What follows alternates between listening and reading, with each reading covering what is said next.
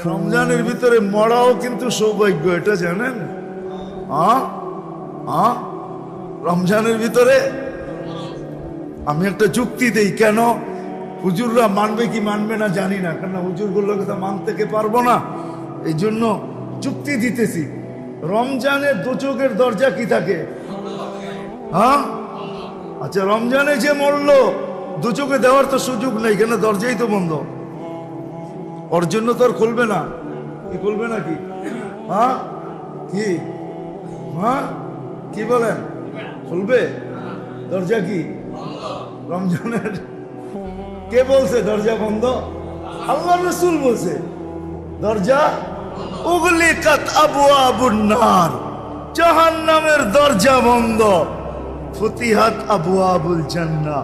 বুঝা গেল এইদিকে রাস্তা যখন বন্ধ, রাস্তা এইদিকে খোলা আছে, আমার গাড়ি এইদিকেই যেতে হবে, ওইদিকে যাবে না। জান্নাত মুআসাত, সহানুভূতি দিয়া জান্নাত কামায় নিব।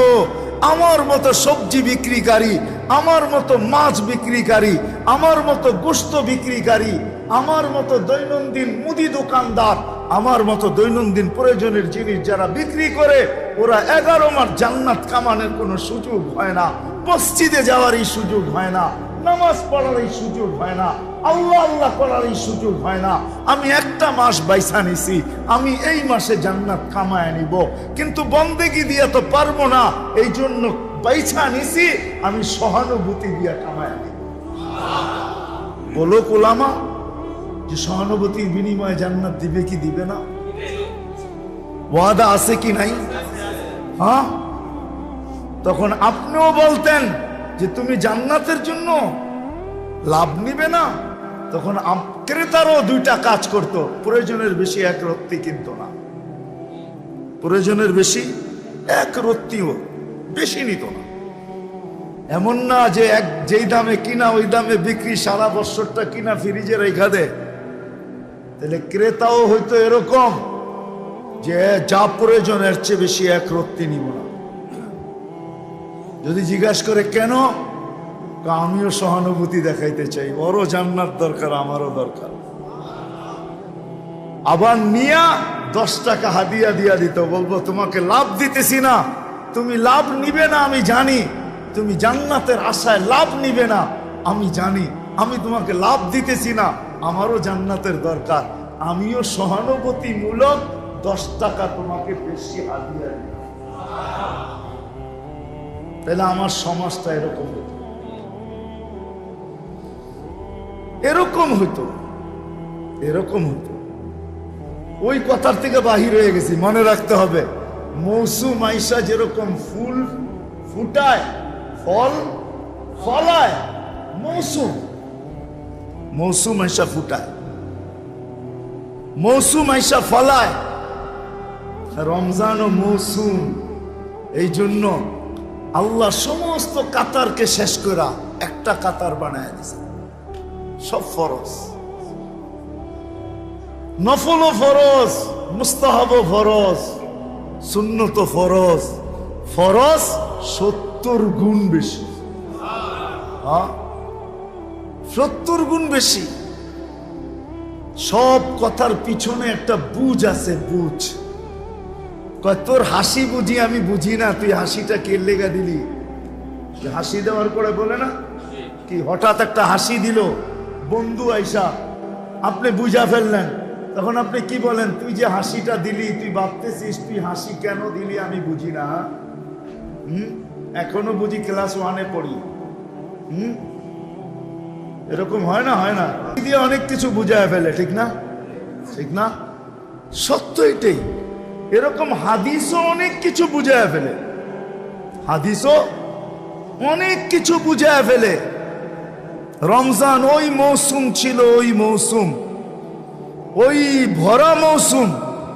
কাতার এক করার অর্থ এটাই যে তোমার অতীত বৎসরের যত লাইনের যত কমি ছিল, দুর্বলতা ছিল, অপূর্ণতা ছিল, পূর্ণ করতে পারো না, অপূর্ণ ছিল, শূন্যতা ছিল, সব কিছু রমজান ওই মৌসুম যেটা দ্বারা পুরা করা যায়, যেটা দ্বারা পুরা করা যায়।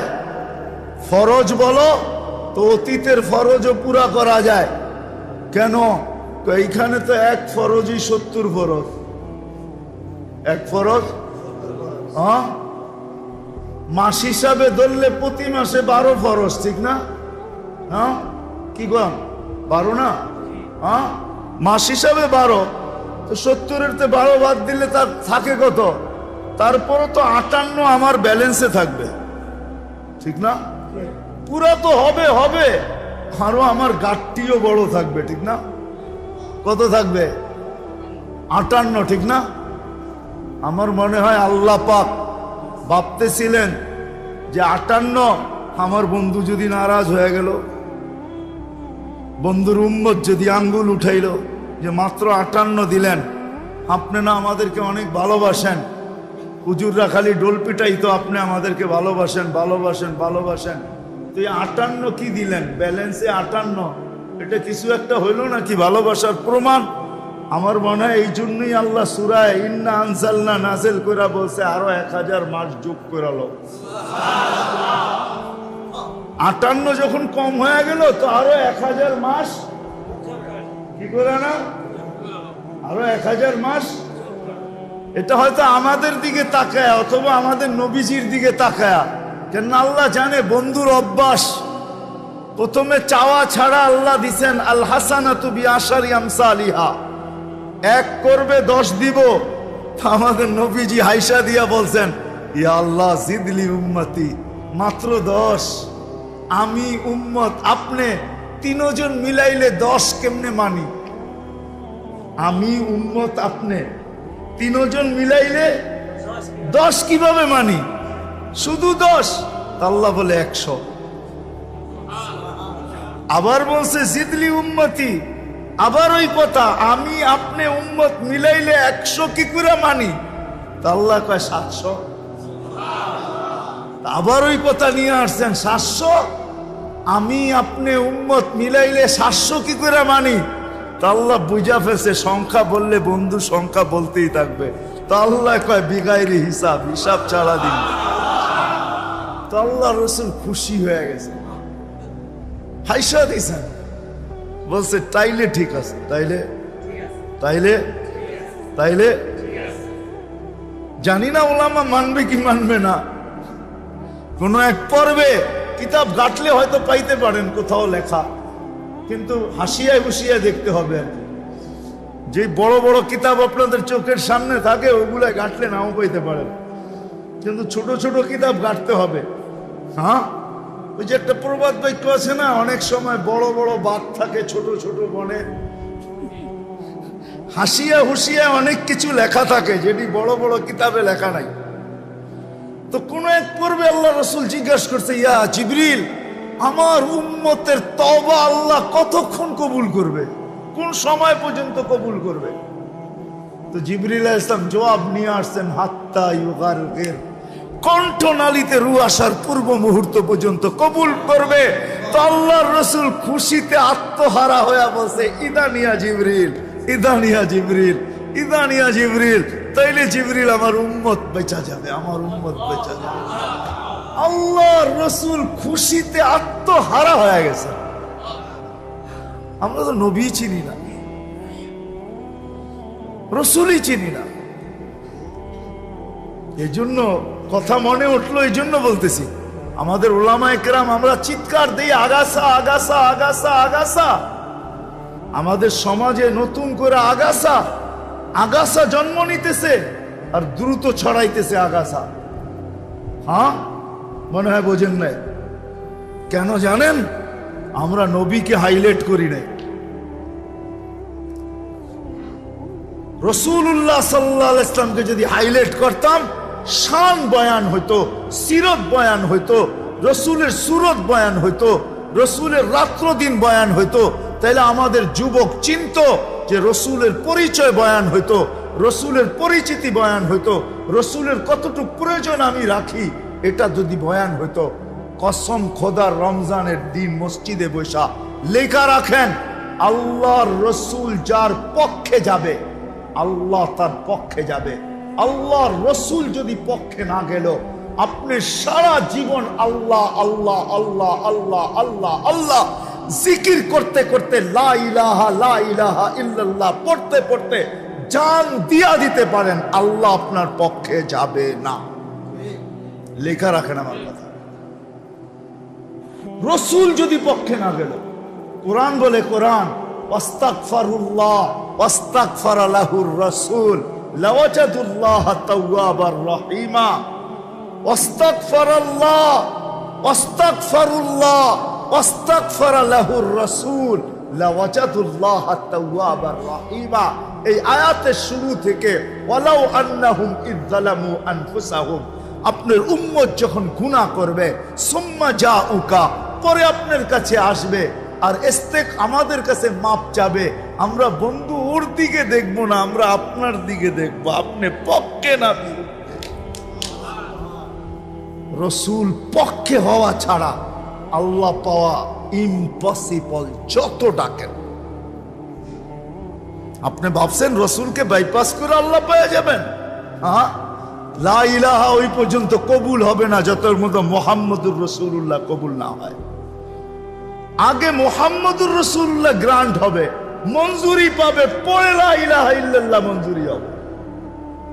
আপনি যদিও বলেন ইসলামে ঢোকার জন্য কলেমা তো লা ইলাহা ইল্লাল্লাহ, শুধু লা ইলাহা ইল্লাল্লাহ না, মুহাম্মদুর রাসূলুল্লাহ যুক্ত আছে। ইদা যুকিরতু যুকিরতা মাই, আল্লাহ বইলা দিছে, বন্ধু আমার নাম উচ্চারিত হওয়ার সাথে সাথে আপনারটা উচ্চারিত অবশ্যই হবে। আমরা তো নবীও চিনি না। এই আগাছা আমাদের দেশে পয়দা হইতো না যদি আমরা নবীকে হাইলাইট করতাম। নবীর প্রয়োজনীয়তা যদি আমার যুবক জানতো, আলহামদুলিল্লাহ হইতেছে এখন। তাহাদিসে নেয়ামত বলতেছি আপনাদেরকে, কোনো অহংকারমূলক না।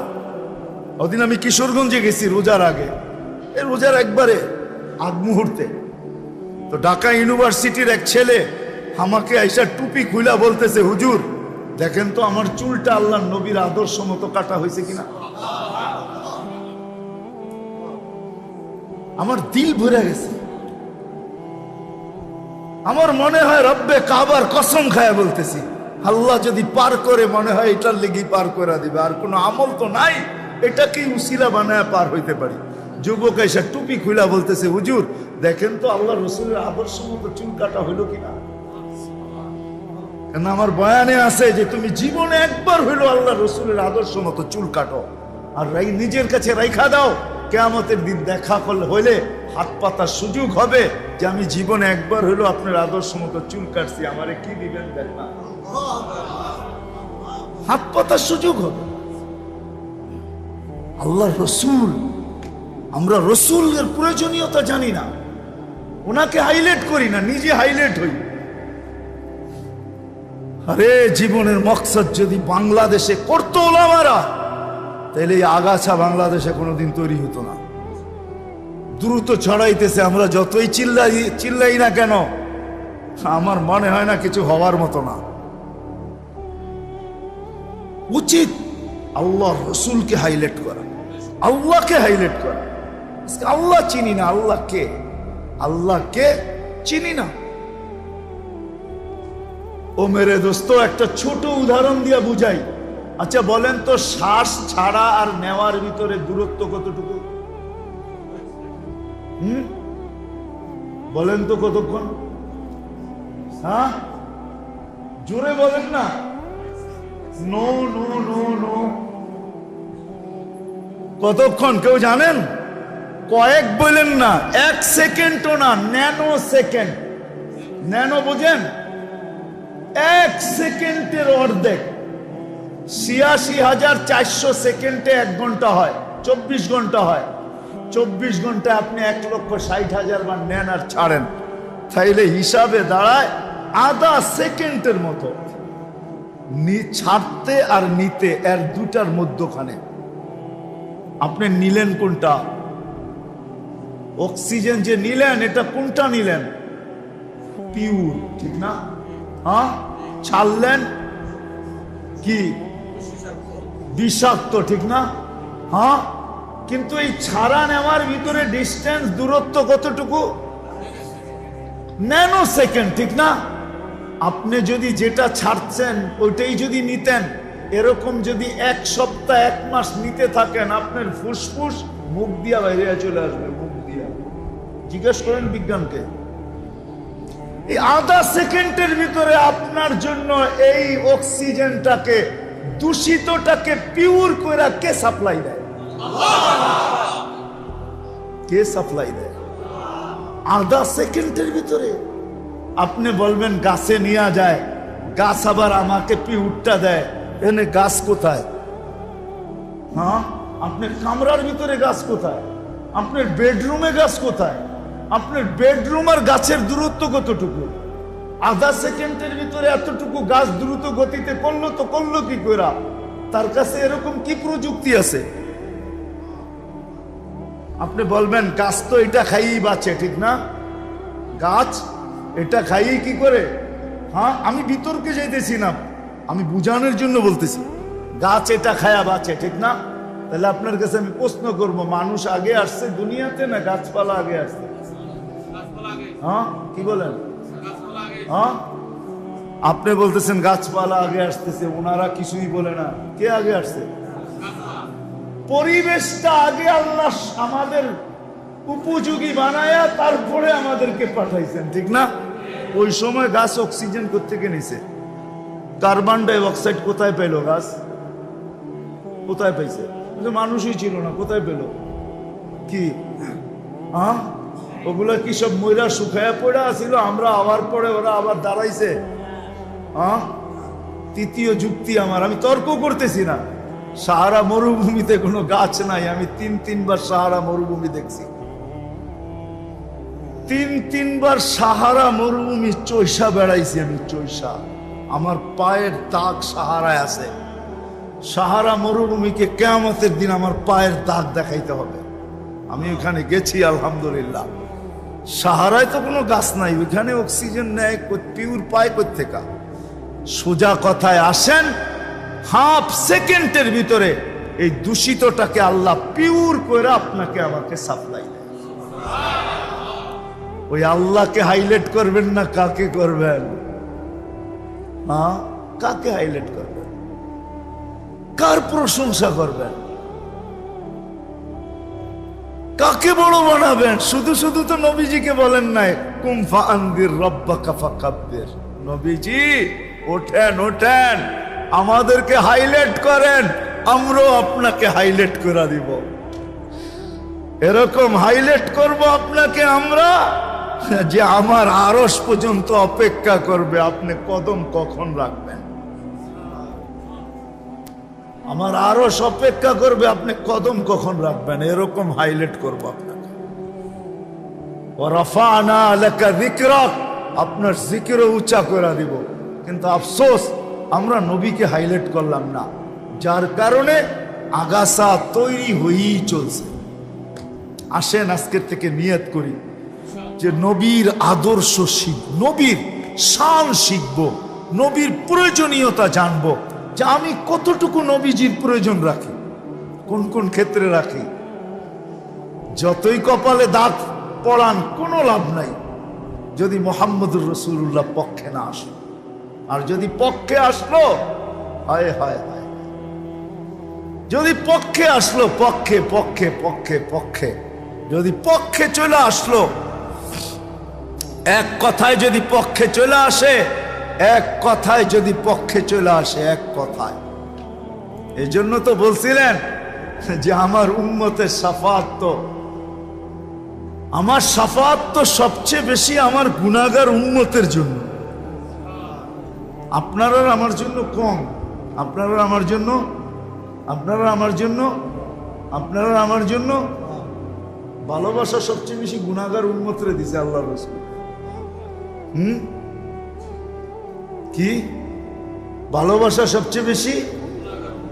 হ্যাঁ, নৈকট্য ভিন্ন জিনিস। নৈকট্য আপনার কাছে আছে আমি মানি, কিন্তু ভালোবাসা এত বেশি না যত বেশি আপনি বলেন। ভালোবাসে সবচেয়ে বেশি গুনাহগার উম্মতকে। গুনাহগার, নৈকট্য ভিন্ন জিনিস, ভালোবাসা আপনি বলবেন আমি তো ডেলি আল্লাহ রসুলকে স্বপ্নে দেখি, দেখতে পারেন, কিন্তু ভালোবাসে গরিবরে বেশি, গুনাহগার উম্মতকে বেশি ভালোবাসেন। আল্লাহ রসুল সাল্লাল্লাহু আলাইহি ওয়াসাল্লাম গুনাহগার উম্মতকে বেশি ভালোবাসেন। যদিও গুনাহগার উম্মত রসুলকে ভালোবাসে না, কিন্তু আল্লাহ রসুল সবচেয়ে বেশি ভালোবাসে। তো যেটা বুঝাইতেছিলাম, মৌসুম যেরকম ফুটায় দেয় ফুল আর ফল, ফুলকে ফুটায় ফলকে ফলায়, রমজান ও মৌসুম ওই যে আমাদেরকে আকর্ষণের পাত্র বানানোর জন্য। জানি না বুঝাইতে পারতেছি কি পারতেছি না। আমাদেরকে আকর্ষণের পাত্র বানানোর জন্য রমজান হলো মৌসুম।